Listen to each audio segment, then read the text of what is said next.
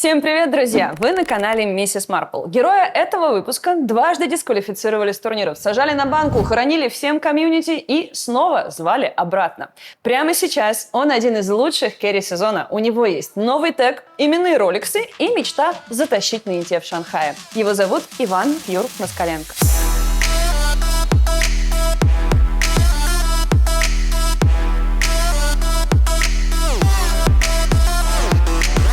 Иван, доброе утро. У нас сегодня был ранний подъем, потому что, насколько я поняла, у тебя сейчас прямо происходит буткэмп активно, и вы уже в ближайшее время поедете с ребятками на ЕВЦ в Париж. Ты уже в новой форме. Поздравляю тебя. Все так. Расскажи, как так получилось, что вы в этом сезоне, топовый состав, у вас 4-1 титула, и вот так вот очень быстро и внезапно Тундра сворачивает все и придает состав Ван Вин. То, что у нас не будет организации, мы узнали после Бирмингема. Об этом знали в организации другие, очевидно, люди, но мы как команда узнали об этом довольно поздно. Мы знали то, что да, есть какие-то проблемы. Но когда мы узнали то, что все окончательно, условно, нас продают, да, либо мы просто будем там буквально без зарплаты, да, сидеть и играть там, за свои деньги. Может, у нас будет хватать зарплаты на то, чтобы покрыть буткемп, да, из своих денег, получается, которые будут там на бенче у нас.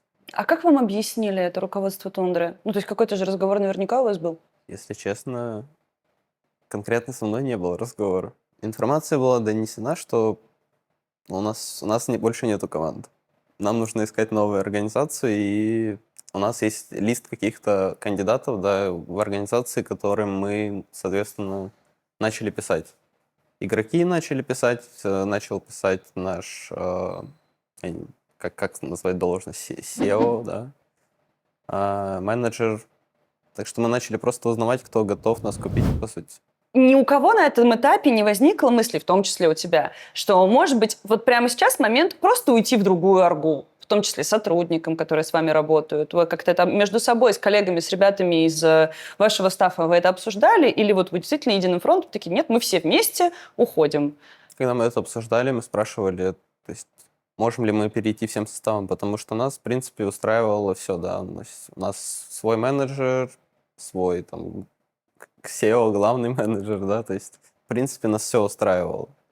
То есть медиа-команда, насколько я понимаю, полностью осталась там же в Тундре, то есть вот как раз медиа-команда и не перешла.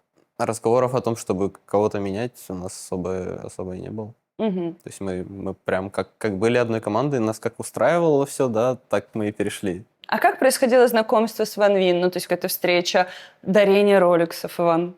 Мы первый раз встретились на медиадне, получается. У нас был очень долгий медиадень, наверное, вообще самый долгий медиадень, что у меня был. Это вот с этими моднейшими съемками? Все так, да. Это и с роликсами, и со съемками мы очень долго снимались. Мы буквально приехали в 8 утра и уехали в 12 вечера. Познакомились с медиакомандой, конечно же, провели шикарный 30-часовой, как будто по ощущениям, день. И, да, подарили нам роликсы. А с какой формулировкой это дарение происходило? Слушай, какая может быть Типа «добро пожаловать». Добро пожаловать. Welcome gift. Да. Hey guys, a new chapter, a new team. And the first gift from One Win, please take it. You made it, brother. You made it. You made it. He made it. Что с часами? В сейф сложены или ты будешь носить их? Все так. Я не любитель часов. То есть я не люблю носить часы. Мне приятно то, что это как такой подарок, но именно в ношении их я себя не представляю пока что. Возможно, я до этого не дорос еще. Тундра нигде официально сумму выкупа не называла. Если ты можешь как-то чуть-чуть приоткрыть нам порядок цифр. Я не думаю, что я могу озвучивать. Совсем прям секрет. детали. Я не спрашивал об этом. Но я не думаю, что я могу.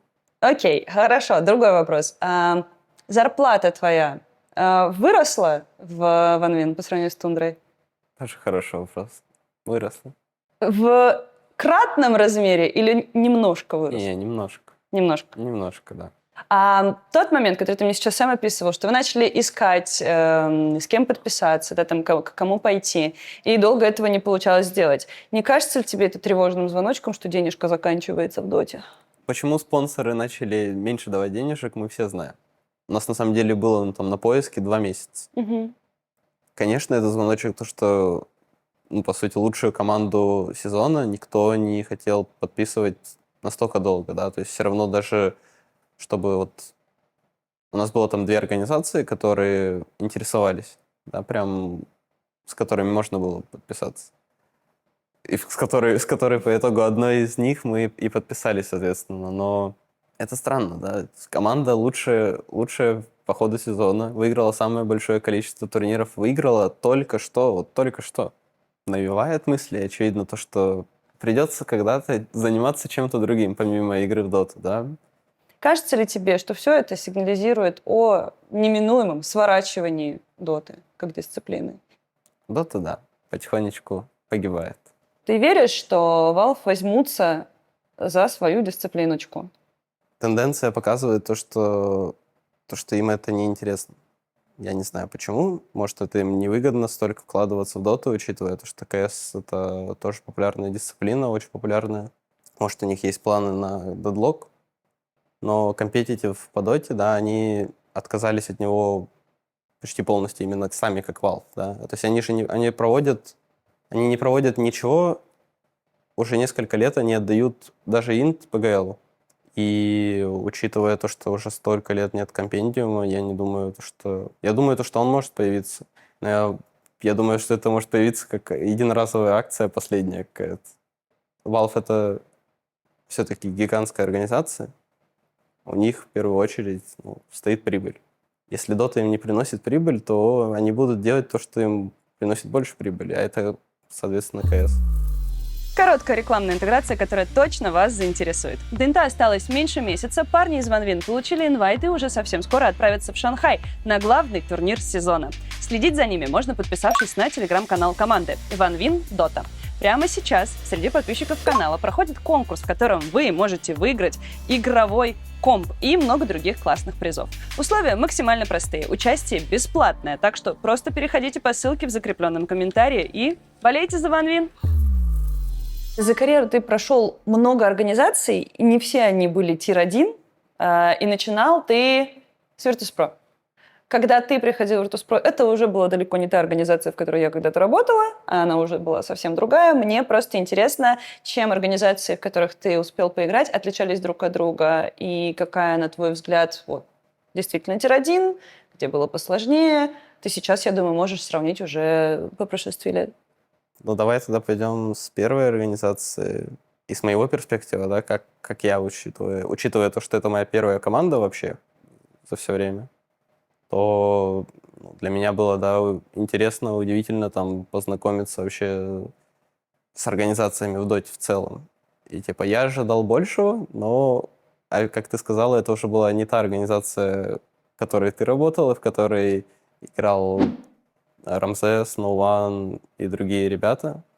Это было уже другое, так что я думаю, да, уровень уже организации просел.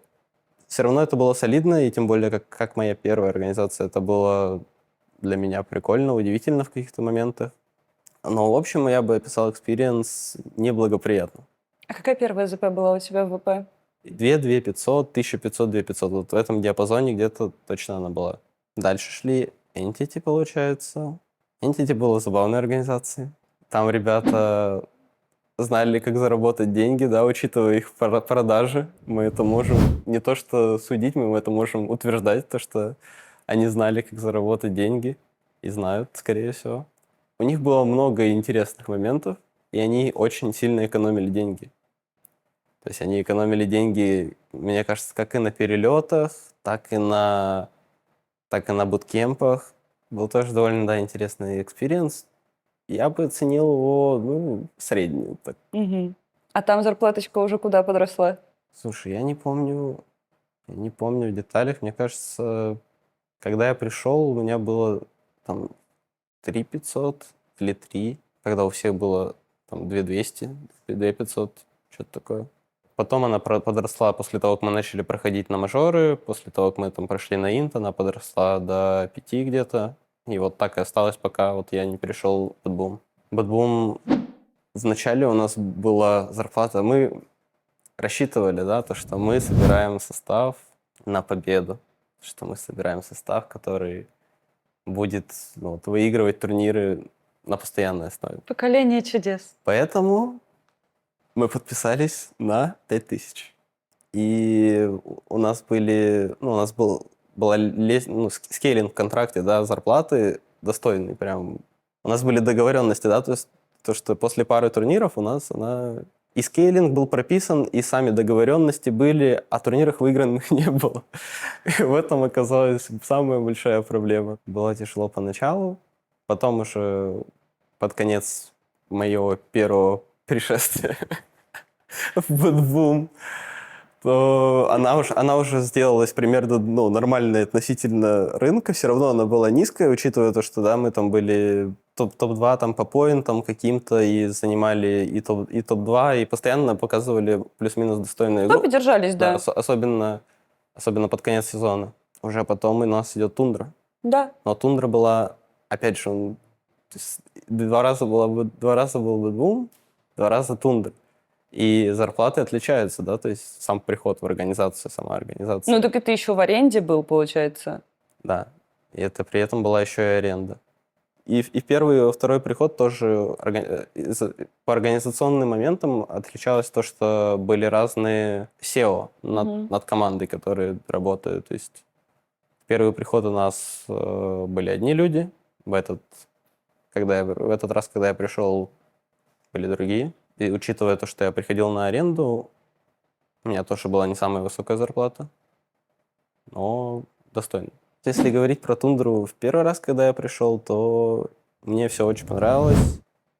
Хоть и были тоже какие-то организационные проблемки, но, в общем, мне запомнилось хорошо время, проведенное в команде. Меня устраивала как и организация, так и то, как работает, да, у нас коммуникация в команде. И у нас тогда был еще наш генеральный менеджер Зай, легендарный Зай. Мы с ним тоже прекрасно общались, и у нас были интересные взаимоотношения, где я его звал вернуться в доту. Так как Зай — это один из лучших оффлайнеров, вообще, который был на тот момент на просцене, да, даже сейчас, если он вернется, я уверен, что он будет лучше самого большего количества дотеров, что ты можешь представить. То есть он будет входить в топ-10, да, игроков, минимум самый. Он был у меня SEO. Даже не SEO, а как глав-менеджером. Да, он был менеджером. Так что, когда начались у нас проблемы с майн-контролем, когда у нас начались проблемы из-за того, что у нас потерялся игрок, решил самоудалиться из доты, то не было замены достойной. И пришлось ехать на Бирмингем, так как это был так как это было спонтанное решение, да, у нас не было времени обсудить. У нас были какие-то кандидатуры, но из-за того, что это середина сезона, то мы остановились на Тоби в качестве такого стендина слэш-теста игрока как на постоянной основе.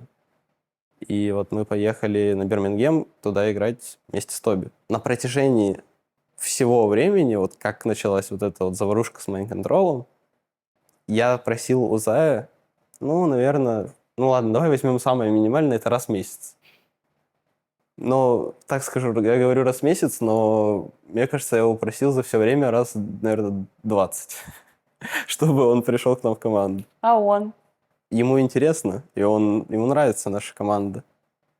Но если они сделают на Риаде больше денежек, то он вернется. А они не сделали. Они не сделали. Да. И что на Риаде, что на Инте были обычные призовые. Он сказал, что он не готов пока что возвращаться. И так мне говорил на протяжении всего времени. То есть после Бирмингема я его спрашивал, потом на следующий год я его спрашивал, да, после майн-контрола я его спрашивал, то есть все эти месяцы я его спрашивал. А потом после Бирмингема мы взяли Рому. Я взял Рому, можно сказать. То есть после Инта я тоже у него спрашивал, какие у него планы, хочет ли он поиграть. Но он так и не захотел, как мы можем увидеть. но он еще не отдохнул, мне кажется. У меня был очень забавный разговор с Заем, с Людвигом, как раз когда он стал работать менеджером, начал работать менеджером. Он мне сказал: Маш, я вот только сейчас понял, какая тяжелая работа менеджера, когда у тебя в составе есть игроки из СНГ.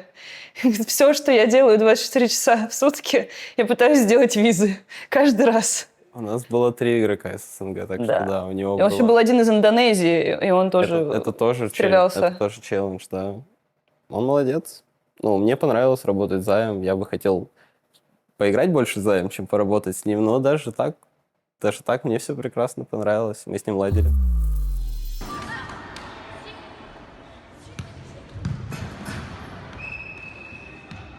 Ты начинал с футбола. Это меня удивило, эта информация. Расскажи, пожалуйста, как ты им занялся, в каком это было возрасте и сколько это продлилось? У меня напротив школы было поле, на котором мы с ребятами играли. То есть я играл с самого раннего возраста. Именно официально в секцию куда-то я пошел, наверное, в районе 11, может, там 12 лет. Я помню, я играл и какие-то за Луч игры, да. Я какие-то игры играл за Динамо Владивостокское, и там ходил на тренировки. Не то, что я даже играл какие-то официальные игры, а просто приходил в секции, там занимался какое-то время и потом уходил. Мне казалось, что там не развита совершенно во Владивостоке именно футбольная сама лига. Было небольшое количество турниров, либо чтобы на турниры постоянно нужно было очень долго ехать. Если так говорить, мне было просто... Мне вот как мне нравится в доту играть, так же мне нравится играть в футбол. Я ходил на футбол не для того, чтобы там кем-то стать, как я и начинал в доту играть, не для того, чтобы кем-то стать. Это пришло уже потом. Точно так же я и ходил на футбол, потому что мне просто нравилось играть в футбол, потому что я играл в футбол во дворе с ребятами, я играл в футбол после школы. И просто на футболе в секции где-то какой-то мне не нравилась вот эта вот строгость какая-то, где тебя там... где именно в профессиональных, знаешь, командах тебе нужно быть именно вовремя на тренировке, пробежать там пробежку, сделать то-то, то-то, приехать заранее, там, размяться и так далее и тому подобное. То есть мне вот такое мне не нравилось. Мне нравилось просто вот играть в футбол. Мне нравилось просто заходить на поле, играть против ребят, забивать голы, там, давать пасы. То есть вот мне нравился сам процесс, мне не нравилась компетитив составляющая. Удивительно, есть- как с таким подходом ты в итоге выбрал профессиональный киберспорт. Там ведь тоже дисциплина и очень много компетитив. Я не планировал стать профессиональным дотером. То есть, возможно, если бы я в какой-то момент вместо того, чтобы начать играть в доту, я бы продолжил играть в футбол, возможно, я бы стал профессиональным футболистом. Что тебе самое полезное дал футбол за время, которым ты им занимался? Очевидно, он мне дал там много друзей, знакомых, общение с ними, много веселья и так далее, удовольствия. Но если брать именно профессиональные сборные, да, какие-то вот эти юношеские сборные, клубы и так далее, это, наверное, мне дало какую-то соревновательную часть, которая потом в доте проявилась. А физическая рутина какая-то, которая вот привита была еще со времен футбола, она осталась с тобой в жизни? Ну, то есть физическая активность, вот это все. Ну, вообще, она была до какого-то момента, но в последнее время она улетучилась. Я был довольно спортивным, вот, да, мне кажется, начиная с футбола, ну, то есть и меня еще мама в детстве отправляла на плавание. То есть я ходил на плавание много времени, правда, в детстве. То есть она меня прям заставляла. Я ненавидел плавание всей душой. То есть я бы приходил сам туда по своей воле, но меня заставляли. Опять же, за Потому что процессом ты бы приходил, за дисциплиной не хотелось. Все так. У меня просто мама очень умная женщина. Она отправляла меня на английский, она отправляла меня на плавание. Я ходил даже какое-то время на самбо. Тоже по ее наставлениям и по наставлениям брата старшего. Понятно, что спорт был в моей жизни, и я, то есть, как я уже начал жить в Москве, как я уже начал там летать, быть киберспортсменом, я ходил в зал. То есть даже если потом я в какой-то момент переставал, потому что был какой-то важный турнир или там, я не знаю, я заболел, то есть я все равно возвращался. Вот сейчас, в этом году, я не помню, когда я был в зале. Вернее, я помню, потому что я там был на каком-то на прошлом буткемпе, вот, мне кажется, мы ходили с тренером, с Мунминдером. Коуч у нас любитель, и даже не то, что он любитель, опять же, но у него хватает дисциплины на постоянной основе, именно на постоянной основе на протяжении там, лет уже ходить в зал. Я за это его уважаю. Он правда молодец в этом плане. Также у нас ходит в зал White Мгм. также ходит в зал Ари. Ну, получается, практически все и ходят. БЗМ и Нета, они не ходят. Но БЗМ иногда может с нами сходить там или с ними, когда, потому что я, учитывая свои последние месяцы, я тоже в их число не вхожу. Я хотел сходить на этом буткемпе. У меня была такая идея настойчивая, то, что пора, Вань, пора, ты уже захворал, может ли так сказать.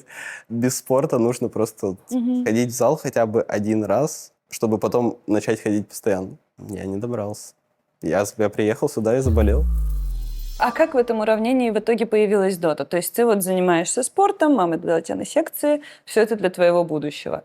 Каким образом в этом уравнении появляется дота, и все время посвящается в итоге доте?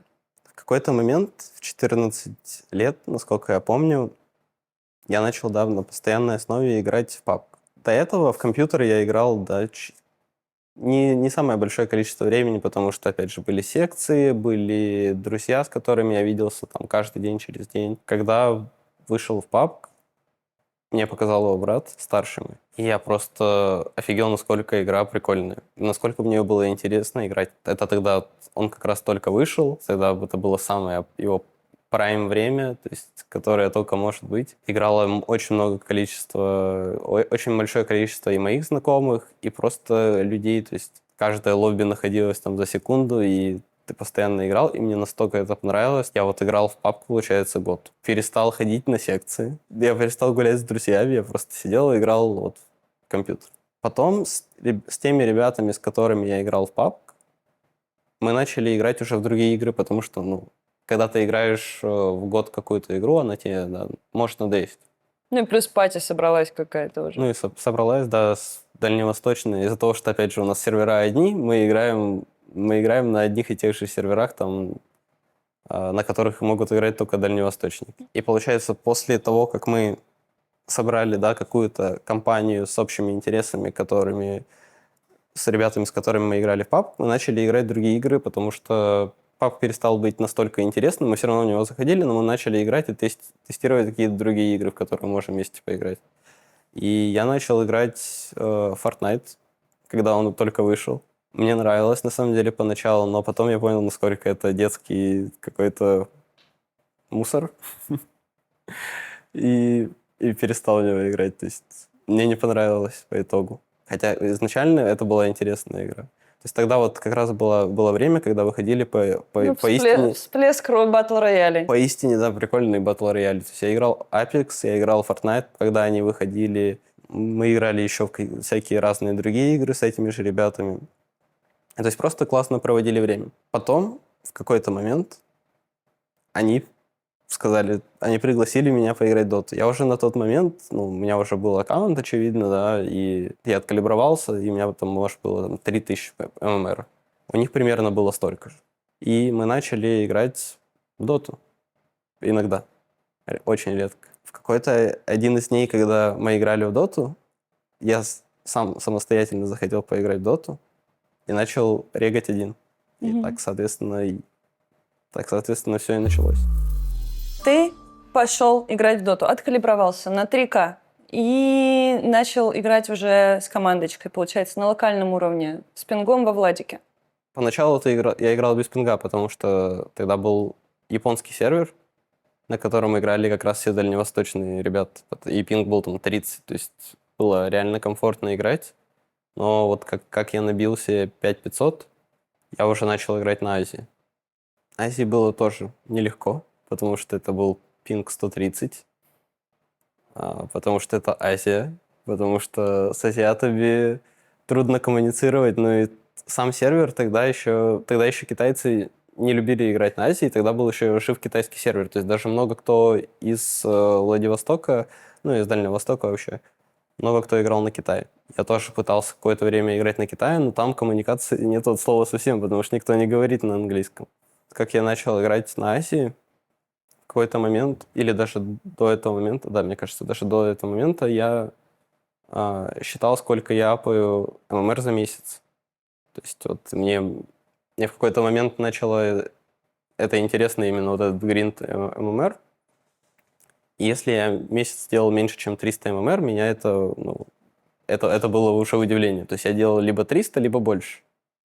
Я тогда познакомился со своим другом, с которым я потом играл вот как раз в дальневосточных командах, и он мне как раз помогал найти какую-то мотивацию, да, все, потому что у нас тогда был одинаковый ранг примерно.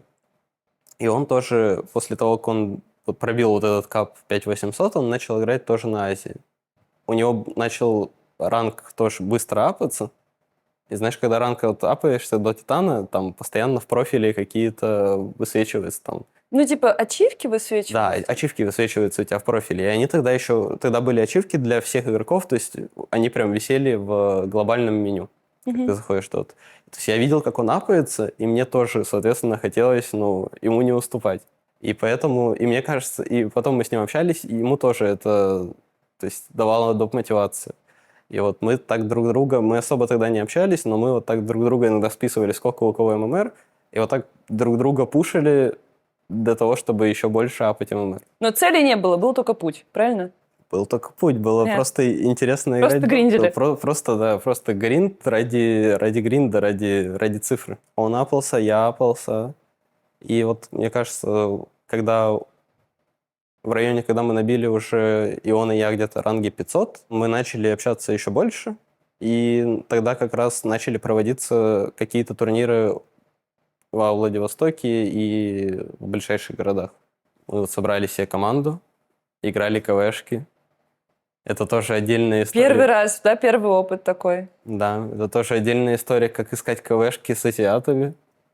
Потому что у тебя же нету, да, то есть в продоте уже все отвыкли от того, что у тебя есть менеджер, он пишет другому менеджеру, они вместе забивают время, команды приходят, играют, им ничего не нужно делать. А когда у тебя нету никого, когда ты просто команда, то ты должен либо найти сервер, либо знать другие команды, знать их, и списываться с ними, забивать время. При этом у вас же разное время. С азиатским временем не настолько, конечно, он отличается из-за того, что это Владивосток, но все равно. И то есть я вот занимался тем, что я искал нам КВ, забивал КВ с другими азиатами, забивали КВ мы там с европейцами даже. Ну что, даже какие-то призовые ты брал Да, на местных ланчиках? ну все ланы, что... Как я приехал на свой первый лан, он вроде был в городе под Владивостоком, да, это был Артем, город называется Артем. Мы играли против ребят, которые были популярны на просторах, да, доты Владивостока, Дальнего Востока. И то есть, это было прикольно, то, что мы выиграли их, получается... То есть уже новое поколение, то есть мы были младше все, да. Новое поколение выиграло старое. Это было прикольно с этой точки зрения, скорее. Я бы не сказал, что я как-то поверил в себя, или это мне что-то дало. Очевидно, мне было приятно, что я приехал на турнир и победил его. Это были новые эмоции какие-то. Очевидно, было приятно, что там мне дали какую-то штучку как MVP. А что тогда вы выиграли вообще? Какой был призовой? 1025, может 20. Да маршрутку отбили. Может 15, да. Мы отбили маршрутку, отбили там напитки. Дошики. Отбили еду, да. На тот момент... Я даже не думал, что с Владивостока можно куда-то выбраться. То есть я думал, если я выберусь оттуда как-то в доте, то я выберусь это путем того, что я поеду играть в азиатскую какую-то команду. Потому что для меня это было, более близко и более очевидно, то, что чем лететь через всю страну, куда-то там в Европу или в Москву. То есть для меня это было... Я тогда себе представлял, что это более реалистично. В какой-то момент, вот как раз после этого первого лана, там начали проводиться ланы тоже в соседних городах, там Хабаровск, ездили мы отобрались на там большой турнир в Чите. Я выиграл все, что были во Владивостоке. В ближайших городах в Чите мы заняли 2 место, проиграли. Потом начался ковид, и во время ковида, очевидно, нету никаких ланов. И кроме как играть в доту, ты мало что можешь делать, да, во время такой эпидемии. Поэтому мы с ребятами стали играть еще больше в доту, еще больше КВ, еще больше онлайн-турниров.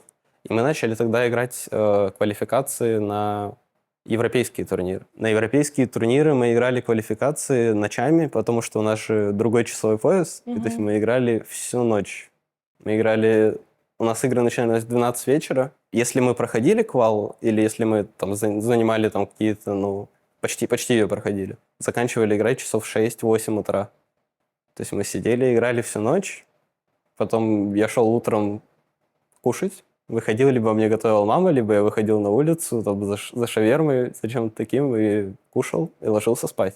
И так повторялось, потому что эти квалы, они шли бесконечно. И не учился? Нет, это был ковид. Ну, то есть на удаленке? У нас было полгода, мне кажется, не было вообще ничего. Ну, как, она была, но... Ну, понятно. Но не для меня. Ну, понятно, Вань. Pretty much as soon as he started playing on Europe servers, because he used to play in SEA, I noticed him. He was, when I played with Skitter, they were friends. They met in a pub. And he was always telling us about his friend Pure that he met, that he's like new guy and he's so good. And they were like best friends for a couple of months.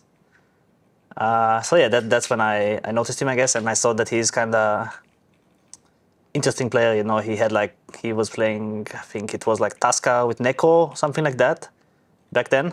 I didn't know if he was a carry player, offlane player, whatever. But you could tell that he's kind of a cool player and he has some unique ideas, I guess. До лана в Чите, это был 11 класс, как раз я учился, это уже было после ковида, но все равно у нас были ограничения, то есть все равно мы там половину, там месяца 3, наверное, в году мы не учились. Во времена 11 класса у меня сломался компьютер, и я пошел играть в компьютерный клуб. И так случилось, что весь 11 класс я работал, играл в компьютерном клубе. И даже работал? Да. А работал кем? Админом? Да. Круто. Первая работа твоя, получается? Ну, кроме листовок в детстве. Я был админом, помогал ребятам, админил и играл не в Dota. Я играл в Call of Duty. То есть как меня затянул PUBG, как мы с тобой до этого говорили, также меня затянуло Call of Duty. И в Call of Duty я тоже проиграл год, наверное. Вообще не заходил в Dota. Я начал играть в Dota заново только после того, как объявили лан в Чите. Вот, это был большой лан по меркам Дальнего Востока, и нам надо было туда сыграть квалификацию сначала, чтобы туда поехать. По итогу мы выиграли квалификацию и поехали туда, где заняли 2 место, проиграли. Может быть, если бы я играл в Доту все это время, я бы его и выиграл, но кто уже знает. И вот когда я сыграл этот лан в Чите, получается, там как раз уже были другие призовые, не как на местных ланах во Владивостоке. Я вот что-то почувствовал, что я могу быть лучше. То есть это первое зарождение спортивного интереса у тебя? Да, это было там. Я почувствовал, что вот я такой, ну, вот я могу настолько хорошо играть, но я просто занимался тем, что я развлекал себя. То есть вместо того, чтобы купить компьютер, я просто пришел к выводу, что мне нужно играть в компьютерном клубе, и так получилось, что я там начал работать, жить. Там.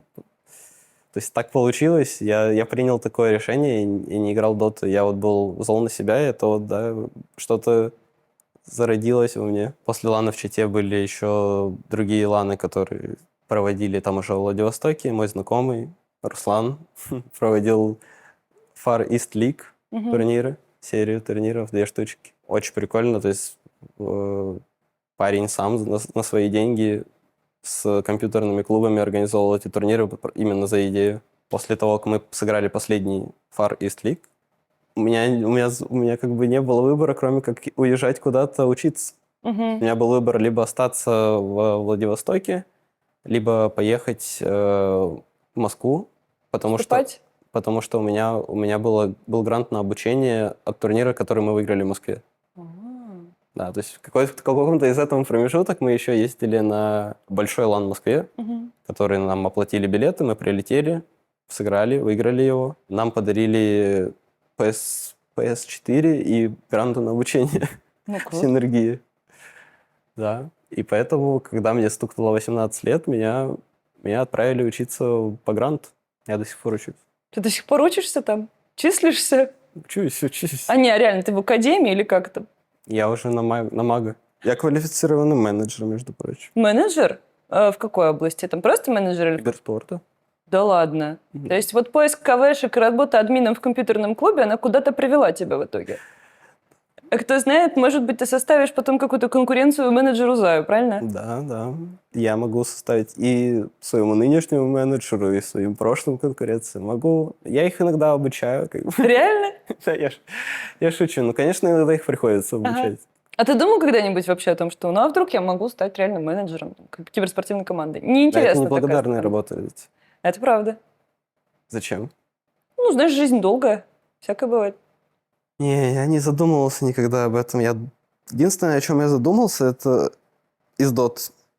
Вообще, если мне перестанет быть интересно играть, или я уже состарюсь, а Dota все еще не состарится и будет готова дальше продолжать жить, то я думал о том, чтобы стать тренером. Мне кажется, вот я бы мог быть хорошим тренером. А с дисциплиной у тебя как сейчас? Нормально, хорошо. Я Тогда в можно. течение уже своей карьеры я уже начал серьезно относиться к дисциплине.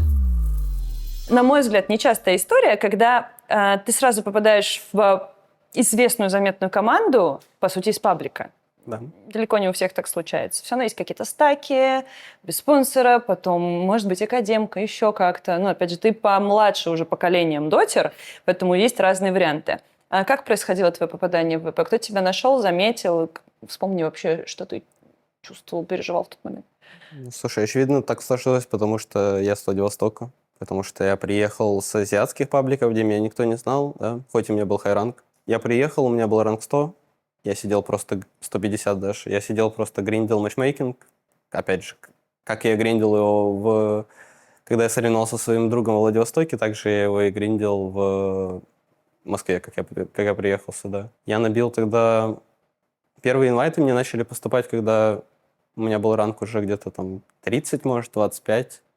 Потом я топ-10 апнул. Вот тогда уже там начали писать уже серьезные ребята, как вот Virtus.pro, Gambit. И вот два основных моих варианта были это ASM Gambit, тогда они назывались. И Virtus.pro, соответственно. Просто Толя Булк тогда был тренером Virtus.pro. И он скаутил игроков, потому что они как раз сыграли тот International, на котором победили спириты. Они искали новых игроков. Я был одним из кандидатов. Он позвал меня на тест Virtus.pro.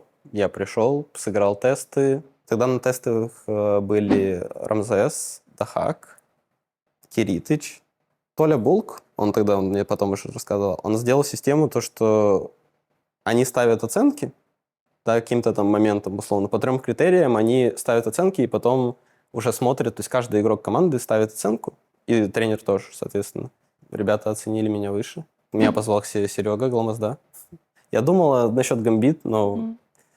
И мне тоже нравился Ларинов, мы тогда тоже сыграли скримы, и вот мы с Лариновым сыграли, было прикольно с ним пообщаться, поболтать. То есть мы с того момента тоже там периодически переписываемся и друг к другу положительно только относимся. Мне и Гамбит понравились, но я понимал то, что ВП это все-таки и Данек ГПК, и Диман ДМ, ребята, и Ильяс тогда тоже был. То есть я понимал то, что это ребята, вот, которые только что играли против Spirit за топ-6 на вылет, которые там, выигрывали эти игры, могли выиграть спокойно.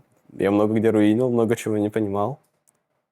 Но мы сидели с Толей, и Толя мне там рассказывал многие вещи за доту. Я сидел там, мне было прям интересно общаться с ребятами, общаться там с Ильясом, с ДМом, с Даньком, с Ямичем про доту. С Толей мы сидели там ночами. Тогда вообще мне было неинтересно ничего, кроме как вот я просил у Virtus.pro, чтобы мне просто дали буткемп на год, на вечность. Просто я сидел там бесконечно, и чтобы ко мне приезжали ребята, и мы просто вместе с ними играли в доту. Насколько тогда тебя впечатлило, что буквально вчера у тебя еще не было никакого там будущего и карьеры в киберспорте, а сейчас она у тебя сразу начинается с ВП, с известного тега, с буткемпа, условий, менеджера и так далее. То есть, что происходило в твоей голове? Как это на тебя повлияло? Через призму времени трудно сказать, как это было в деталях. Я был горд, да, тем, что я вот сразу же попал в ВП. То, что у меня есть возможность поиграть с теми ребятами, вот за которыми только прошел инт. То есть, понятное дело, то, что это было сюрреалистично довольно-таки. Они тебя не щемили поначалу, как новенького? Не, Ну, знаешь, типа они уже могли считать себя алдами на твоем фоне или... Как ты знаешь приосаниваться? ну, из-за того, что все-таки не было Виталия, то есть Виталий все-таки является таким костяком команды, знаешь, когда он в команде. Команда держалась, по сути, на Толе. Толя мне сразу же понравился, и, возможно, я ему понравился, и мы проводили очень много времени вместе, общаясь о доте. С Димой тоже мы много обсуждали. Даже когда на первой встрече с Димой мы просто Диман позвал погулять по Москве. Он, наоборот, был, знаешь, рад тому, что я просто какой-то рандом, который сейчас к ним придет, знаешь, у которого нету там никакого негативного опыта с пабликов. Я просто такой обычный парень, который пришел поиграть в доту вместе с ним. Мы играли, мы старались. Может, просто у ребят, мне кажется, то, что когда я пришел, у них было меньше мотивации, возможно, играть вот эти вот DPC-лиги. Тогда же мы, когда только начинали, там же не было турниров. Ну да. Мы играли просто DPC-лигу, и мы даже начали эту DPC-лигу с того, что мы проиграли там 2 или 3 карты подряд. Когда я приходил в команду, мне Толя говорил: Ванек, там, если поначалу у нас будет тяжело идти, не переживай, то есть мы работаем на перспективу. Вот так он мне говорил. То есть мы работаем на долгосрок. И по итогу, после того, как мы проиграли 3 карты, у нас просто ливнул Ильяс, и нам нужно было брать нового игрока. Невероятно, да? Ну, ты сейчас, по прошествии лет со своего уже опыта, как считаешь, в чем была проблема вообще той итерации ВП? В том, что не хватало менеджерского какого-то контроля, дисциплины со стороны самой организации? Ну, как бы почему эти проблемы, они у вас скопились, никак не решались? И, насколько я слышу по твоим рассказам, единственный человек, который пытался что-то сделать, это Булк. Но я думаю, что одного Толи недостаточно для того, чтобы командой успешно руководить в здоровом ключе. Ну, да, возможно, у нас не было просто в команде как такового лидера. Это, во-первых. Потому что я как пришел как новичок. Данек и Ильяс, они тоже не были готовы особо брать ответственность, да, на себя. Ямич тоже новый игрок. А Диман выступал как такой духовный лидер, я бы сказал. Больше, чем как капитан. Я не чувствовал, что у нас, да, есть какой-то прям лидер в коллективе, который мог бы как-то все собрать и решить какие-то моменты, вопросы. Поэтому, я полагаю, поэтому этим всем занимался Толя. Очевидно, у нас были невероятно странные тоже какие-то какая-то коммуникация с менеджментом и вообще с самой организацией. То есть даже тот же вопрос, я тебе говорил о том, что я просил, чтобы я постоянно жил на буткемпе, мне не могли дать такой возможности. Этот буткемп, они говорили, что на нем живут не только одна дота-команда, а на него приезжают другие команды. Я говорил, можно мне хотя бы комнату, чтобы я типа буду играть, сидеть, и потом ко мне будут приезжать ребята. Но мне такой возможности не дали.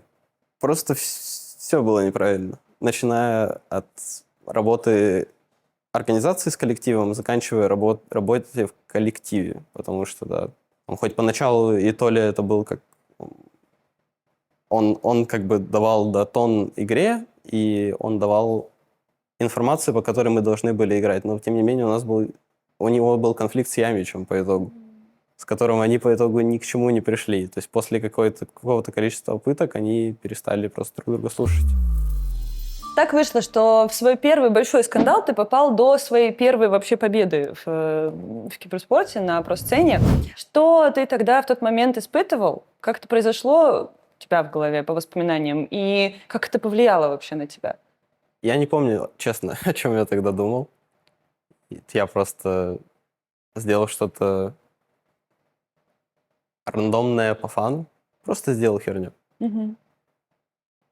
По итогу это вылилось в то, что самое большое количество комментариев, наверное, которые мне писали.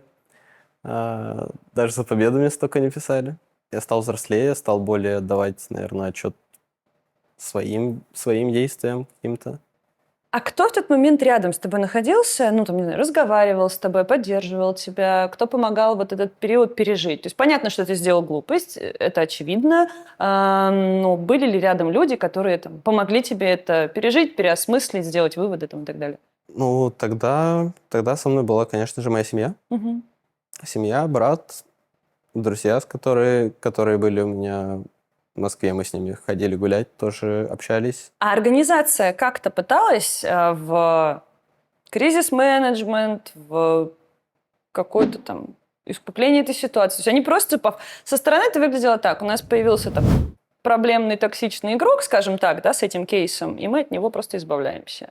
Это было довольно странно с их стороны, потому что они меня не уведомили ни о чем, да, то есть они потом уже, то есть спустя какое-то время я это узнал даже не от них самих, а уже там либо от тренера, либо от кого-то из команды.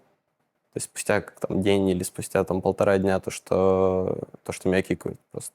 Они, да, как ты сказал, никакого кризис-менеджмента не было, соответственно. То есть все, что мы сделали на тот момент, это записали там видео на телефон, выложили это в интернет, и на этом все. Мне не хотелось кого-либо обидеть и как-то задеть. Это получилось совершенно неосознанно. Всем мир. Проходит буквально год. Не успевает вот только остыть первый скандал, ты делаешь выводы, но, к сожалению, оказываешься вновь в неприятной ситуации. Происходит ситуация с Альтабом на Бали мейджоре.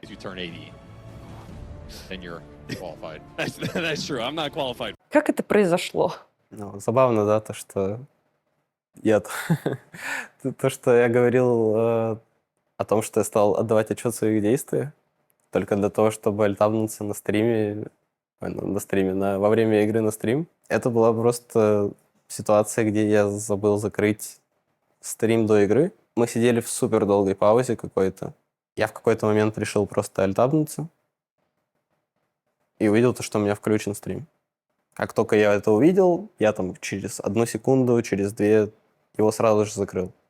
Я подумал, на самом деле, в тот момент, то, что мне может что-то за это быть, но админы ничего не сделали. Потом Бали мейджоре, там на самом деле организаторы, они были очень странные, они сами не знали, как проводить турнир, то есть у них тоже там было очень много недочетов на самом турнире, и когда, то есть, начиналось вот это вот решение, да, могу ли я играть, какой панишмент будет, они же сначала сделали панишмент в виде пенальти, то есть пенальти в виде секунд на драфте против уже следующей команды, против которой мы должны играть. Но когда начали уже Azure, получается, писать этим админам и говорить то, что мы там либо не будем играть, либо мы не будем... Ну, то есть мы не согласны там с этим решением. В деталях, да, никто не знает, потому что это они писали. То эти админы не знали, что делать. И то есть на них давили со стороны команды, которая должна играть против нас, если мы упадем в нижнюю сетку. И на них давили, то есть какое-то комьюнити. При этом то есть, тоже очень огромная часть комьюнити была за то, чтобы было пенальти, как просто тайм-пенальти. Ну да, типа потому штрафануть и продолжили играть. Ну да, потому что очевидно то, что на стрим, даже при альтабе на стрим ты не можешь ничего увидеть за 1 секунду. Это настолько минорное нарушение. Любое наказание, кроме как дисквалификация, было бы обоснованным. Но из-за того, что на них давила китайская комьюнити, давили команды, они приняли вот такое решение и не дали мне сыграть против Azure. Хотя они сказали даже тогда, если мы выиграем против Azure, на следующую серию я буду играть. Как воспринимала команда, организация вот эту ситуацию? Организация в тот момент поддерживала. Они понимали то, что это какая-то случайность, какой-то абсурд, что такое пенальти пошло за такое нарушение. Команда тоже поддерживала. Очевидно, они были расстроены то, что они будут играть без меня. Очевидно, они были расстроены то, что мы с верхней сетки оказались с нижней. Кто бы не был расстроен. Но при этом они говорили, это несправедливо. Как ты сам себя вообще ощущал в тот момент, оставаясь там, видя, как на замену берется Роман Resolution и идет играть твой турнир? Everyone's in a jersey and he's like going on vacation. It's actually so funny. Ну, на турнире было немного кандидатов, учитывая то, что тебе нужно было найти замену за 1 день или там за полдня. Ребята выбрали Рому, потому что они играли уже с Ромой. И было, конечно, интересно наблюдать эти игры со своего номера в отеле. Ходил к океану плакать, Иван? Ну как-то вот, что ты пережил? Ты просто сидел в тильте в номере, закрылся? Или как? Просто сидел и не знал, что мне делать, не знал, как реагировать на это. То есть я просто закрылся, да, в номере, смотрел какой-то сериал или, может, какой-то фильм.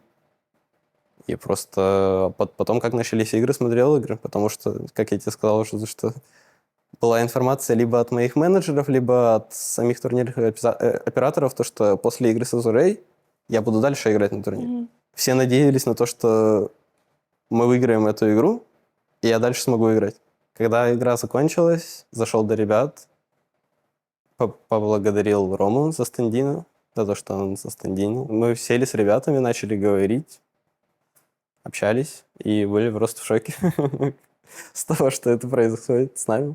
В итоге так получается, что за твою довольно непродолжительную в целом карьеру в киберспорте, ты не так много лет на пресс-сцене, вокруг тебя сформировалась репутация игрока, с которым все время что-то происходит. Повлияло ли это на отношение людей в целом в комьюнити, да, там, в комьюнити игроков к тебе? В целом ты чувствуешь вот этот шлейф? Или он уже давно выветрился и сейчас к тебе никакого отношения не имеет? Я бы не сказал то, что у игроков какое-то отношение поменялось, потому что когда я там общался лично с кем-либо, никакого презрения или, наоборот, никакой похвалы не было. Просто ты общаешься, со мной общались как с таким же игроком, как и они сами. В комьюнити, возможно, там сложилось у людей какое-то время, какое-то мнение на этот счет. Мне не особо сильно важно, потому что я знаю, кто я знаю, как бы, чего я хочу. Со мной происходила невероятная херня. Ну, правда. Но при этом я до сих пор играю, до сих пор хочу побеждать, и я это как-то прошел. Слава богу, нету уже никаких вот историй, да. То есть последняя история это была, мне кажется, с майн-контролем, когда майн-контроль самоудалился. Это вот, наверное, была последняя история. То есть, опять же, никак от меня не зависящая. Так происходит со мной. Почему-то вот почему-то манит вот эта вот штука. Я маню эту штуку к себе. Вот. Из-за этих ситуаций меня, то есть, не взяли в одну команду европейскую. Какую? Называть? Ну, называй, конечно, это же уже прошло. Ну, Liquid меня не взяли. Эх. Да, мы хотели, ребят. Но из-за ситуации меня не смогли не взять. Ну, чтобы репутационные риски не нести. Именно они. Именно те самые. Но тебя взяли Бэтбум, и с ними у тебя сложилась долгая, противоречивая история, в том числе сидение на банке. Тогда была ситуация, то, что я заранее просил на эту Dream-лигу, я заранее просил себе время, потому что я чувствовал, что я не вывожу. У нас тогда в команде были такие довольно напряженные отношения между мной и Толей. То есть мы все время общались хорошо, но вот тогда и у него какие-то проблемы были в жизни и в взаимоотношении со мной, и у меня к нему были вопросы. Накопилось за время игры в команде, да, там уже прошло там, полгода или что-то сезона, то, что я захотел отдохнуть. Я тогда жил в Москве с девушкой и хотел просто с ней гулять, не играть в доту, не запускать ее, просто отдохнуть. А ребята были против. Они хотели играть все турниры, потому что я сторонник того, чтобы играть всех турниров, но иногда все-таки тебе нужен отпуск. И ребята, не то что ребята даже, а больше Толя, он настаивал на том, чтобы мы не скипали ничего, потому что мы уже согласились, и просил меня сыграть. Но по итогу в последние дни мы решили, что я не буду играть. Когда тебя на Киритыча заменили, что ты чувствовал? Ребятам был нужен новый игрок. Я оказался в тундре. Это новый сезон. Меня посадили в запас, потому что все уже знали то, что я перехожу в другую команду. И там просто на тот момент с тундрой решались организационные моменты, да, о покупке, короче, вот эти вот negotiations, да, велись. Потом я перешел в тундру. Ребята искали себе керри игрока, взяли Киритыча. Я с ребятами расстался на хорошей ноте. Мы с ними выиграли достаточно достойное количество турниров. И я бы не сказал, что я хоть что-то почувствовал. Я тоже советовал, да, им со своей точки зрения там ребят, которых они могут взять. Ну, то есть мы реально расстались на хорошей ноте, и мы до сих пор общаемся с ребятами. Ты сказал, что ты до сих пор прекрасно общаешься с ребятами из ББ. С кем именно, с кем больше? Вот с кем в особенно теплых отношениях? Слушай, ну мы всегда больше всего общались с Котовыми, потому что мы с ним играли и в Entity, и с Entity мы с ним были такими близкими друзьями. То есть когда у нас была возможность, мы всегда общались. Там, когда мы были в одном городе, мы там вместе куда-то выходили там, в рестораны, в другие заведения. Мы с Котовыми были такими лучшими друзьями, я бы сказал. И в БДБУМ, соответственно, мы тоже с ним больше всего общались. С Даней я всегда хорошо общался. Опять же, это мой друг с первой команды. Наверное, больше всего, помимо Влада, я общался с Виталием. С Виталием Мельником. С Виталием Мельником, да. А он вообще не замечен, конечно, в большом количестве близких друзей. Мы с Виталием много общаемся, любим пообщаться на разные темы, на всякие философские. Боже, расскажи мне, пожалуйста, какой Виталий Мельник друг? Виталий Мельник очень интересная персона. Я считаю Виталию умным человеком, который не обладал большим количеством социальных навыков, но он их приобрел.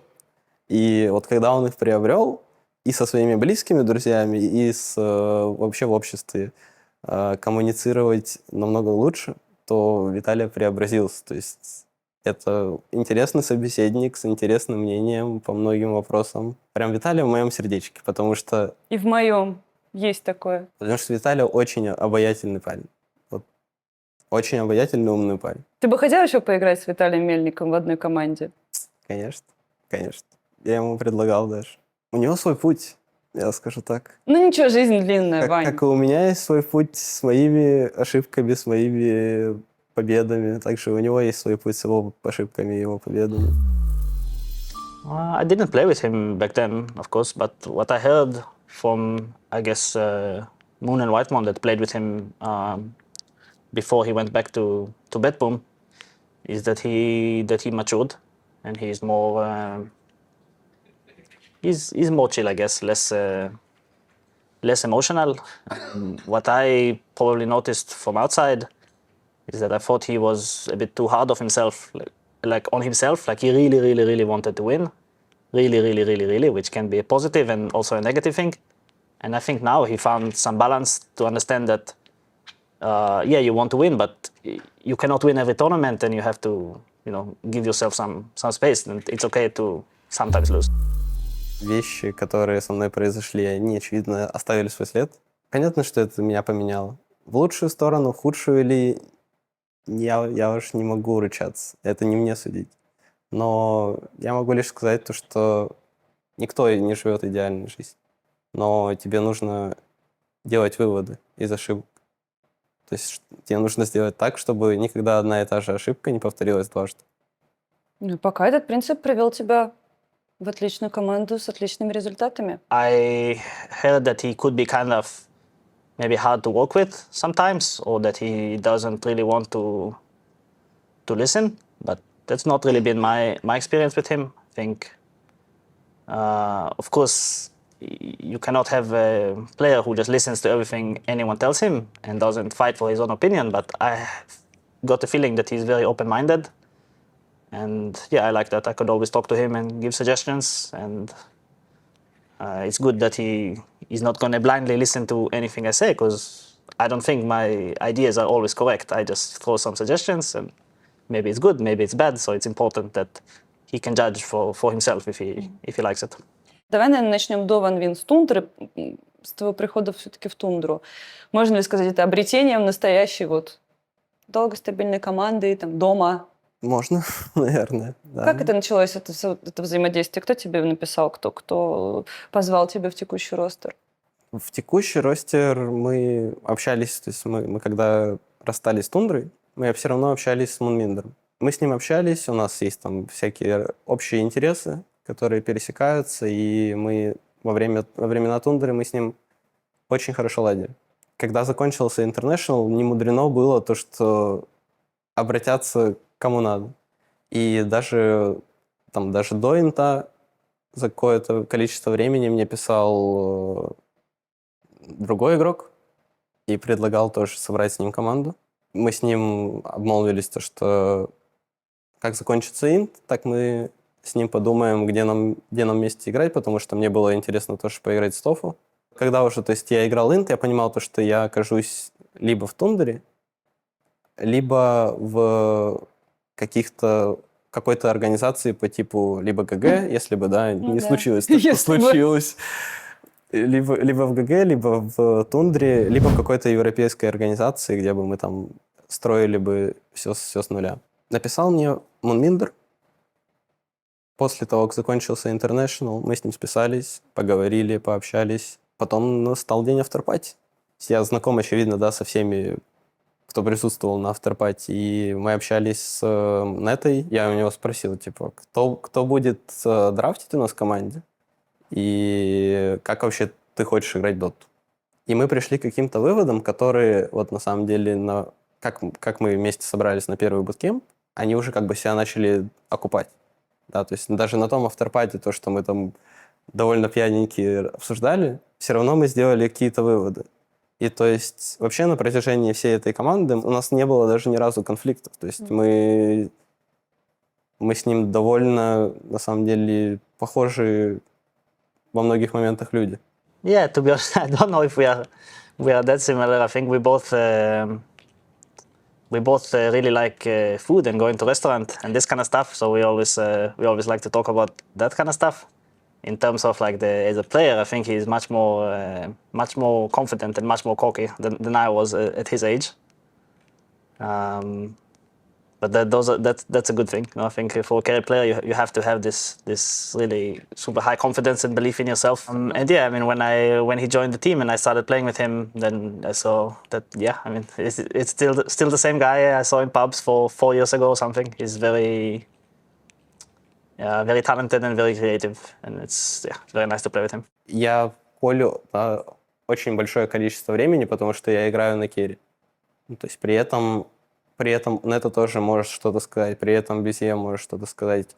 То есть Нета — это больше как лидер, человек, за которым главное решение. То есть я считаю, что это так и должно быть в любой тир-1 лучшей команде. Да? У тебя не может один человек все делать, у тебя не могут даже 2 человека все делать. Какой-то группой людей ты должен определять курс, да? Что ты хочешь делать, какой твой план. И потом уже человек, за которым главное слово, он и принимает это последнее решение. То есть я бы сказал просто, что за Нетой последнее слово. Но вклад у вас пропорциональный в итоге. Вклад у нас, да, у Мунминдера, я думаю, у Мунминдера, у меня и у Неты мы показываем реплеи, да, и обсуждаем. Mainly мы обсуждаем это все втроем. Yeah, I would say Pure is probably the main shot caller in the games, especially the later it reaches. It's kind of main reason why we wanted him in the team, because we felt like we are missing someone who really speaks a lot in the game, or like kind of takes charge in like the important late game moments. I guess it's really important for a carry to do that, and we felt like maybe last year we didn't really have that. Maybe me and BZM are not that type of player. It doesn't have to always come from the carry, but you need definitely one of the co-players to be more vocal in that sense. And yeah, it's something we were missing, and it's really why we really wanted to get Pure in the team. And I think it worked out well, and shows that it was the good decision. А если взять твои предыдущие команды, вот в составе с Егором Григоренко, вы не могли стакнуться вот так же, как с 33-м, например? Слушай, я, если честно, не знаю человека, кто смог бы стакнуться с Егором вот в таких деталях. Егор трудный парень. Егор непрост. Егор очень трудный парень. И почему у нас не было результатов в первый раз, когда я пришел в Бэтбум?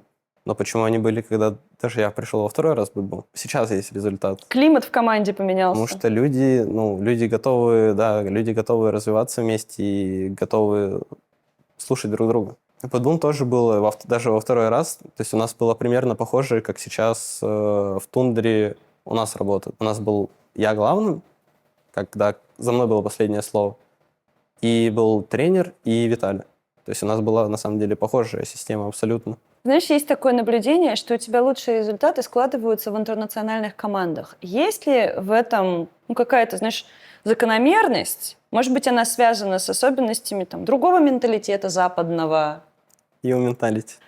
Ну, Можно ли это связывать вообще как-то? я думаю, можно связывать. И ты можешь, вот как-нибудь будешь, я надеюсь, брать интервью Виталия Мельника. Я надеюсь, что я когда-нибудь буду брать интервью Виталия И Мельника. вот спроси его про его менталити. Я спрошу обязательно. Вот он, я думаю, тебе ответит. Потому что у нас были забавные с ним обсуждения насчет этого. И мне тоже... Я тоже вижу закономерность, то, что результаты лучше в ЕУ командах, и даже когда я играл там в своей Entity первой команде, по сравнению, когда я сравнивал это с первой командой, я чувствовал в этом больше потенциала. И я даже тогда это говорил, но при этом я все равно 2 раза возвращался в СНГ. Понятно то, что ментальность и, как бы это странно ни звучало, разговор на английском, да, когда у тебя нету вот этой вернее, даже у тебя, может быть, есть возможность там в самой игре общаться, знаешь, какими-то развернутыми фразами. Но если у тебя не идеальный английский, да, то Ты гомит просто. ты Го-пуш. говоришь банальными, там, да, базовыми Да. фразами. А на русском ты еще хрен пойми, как ты там можешь объясниться. В этом сезоне у тебя хорошая форма, у тебя все замечательно. Ты думаешь о том, как ее сохранить? Сам знаешь, как бывает, можно весь сезон тащить, все будет круто, а когда приедешь на Инт, я ни в коем случае не программирую, я просто привожу пример, что да, часто бывает, что фавориты сезона сыпятся буквально вот на Инте, либо на ИВЦ. Блин, а я где-то видел статистику, то, что мы не фавориты вообще далеко. У нас там 2% на победу. Суть в том, что мы нубики. Мы не едем фаворитами, мы едем поиграть доту на ИВЦ, на Риаде. Я бы не сказал, что мы делаем что-то экстра сверхвыдающееся. Просто я бы сказал, что настрой у ребят и у меня, соответственно, более серьезный. Это проявляется в том, что мы там сыграем на несколько пабликов больше. Это проявляется в том, что мы будем, ну, то есть более качественные какие-то игры делать, там, играть на КВ, делать какие-то выводы стараемся более качественные, потому что, ну, это главные турниры. Предположим, что мы болеем за команду Iron Wings. С кем она встретится в гранд-финале? Бери любой турнир ЕВЦ, Инт, но я думаю, нас Инт больше интересует. Блин, мне бы хотелось в Фалькон сыграть. Потому что я проиграл им в последнем году на Инте. Как нуб. Просто как нуб. Мгм. Сделал чушь. И сделал чушь на драфте, и в 3-й игре нас просто снесли. Я хочу их наказать.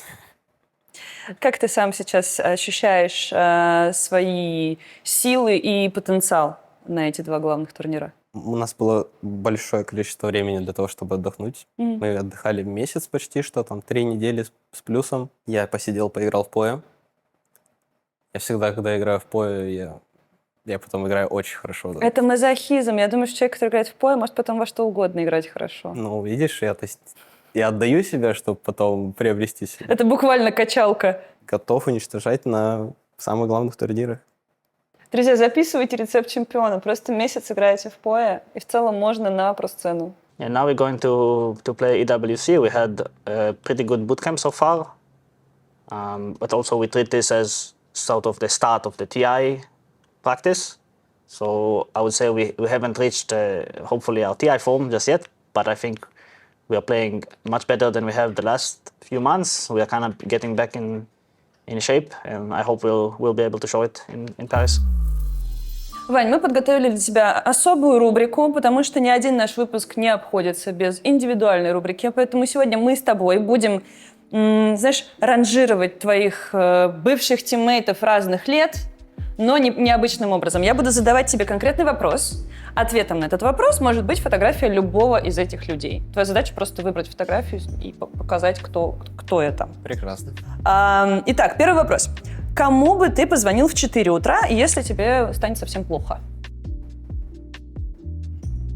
Я знаю, кому. Это он. Мира. Он добрый парень, который, знаешь, может помочь, не желая помощи взамен. В 4 утра, я думаю, Матюха бы точно спас бы. С кем бы ты пошел в новый состав хоть завтра без раздумий? Я знаю, кого Знаешь, доставать. кого? Нет. Я думаю, это вот так. Ну, это красивый выбор.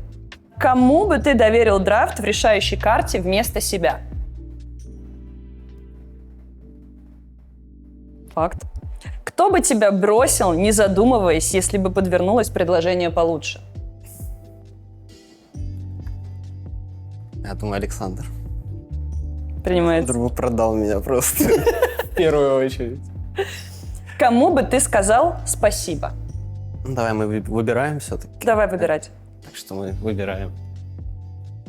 Легенду. Выбираем его. Виталий Мельник. Это он. В принципе, можешь так и сидеть. Это он.